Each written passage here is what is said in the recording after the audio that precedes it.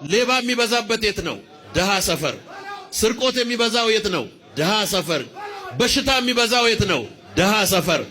እንደ ድህነት ሰላም የሚነሳ ነገር የለም። ደም ግፊት የሚበዛው የት ነው? ሀብታም ሰፈር። ስኳር የሚበዛው የት ነው? ሀብታም ሰፈር። ኮሌስትሮል የሚበዛው የት ነው? ሀብታም ሰፈር። የሀብታም ችግር የትና የት ይደርሳል? አንተ ደግሞ ቁጭ ብለህ ደሃ ሰፈር እያልክ ደሃን ታንቋሸሻለህ። ከደሃ እናት ከደሃ አባት ተወልደ ነው። ቤተሰቦች ሀብታም ቢሆኑ እኮ ዘር መንዘር እኮ ሀብታም አይደሉም። ሀገሪቷ ራሱ እኮ ደሃ እኮ ነች።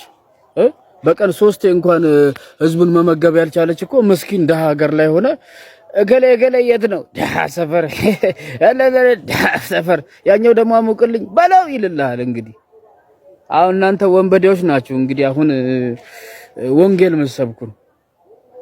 መሰብኩን ትውልድ የምትቀይሩ ትውልድ የምታስተምሩ ደሃ ብለህ ደሃን ከምታንቋሽ ለደሃ የሥራ ዕድል አትፈጥርም? በባዶ ሜዳ ደሃን ከምትል ምን አይነት እንዲሁ አንዳንዴ ገንዘብ እኮ ይሄንን ይደፍናል። ጭንቅላትን ማሰቢያን ዶክተር ገመቺስ በጣም ትመቸኝ ነበር፣ ግን ከዚህ ቪዲዮ በኋላ በቃ ጠልቼ ያለው አትመቸኝም።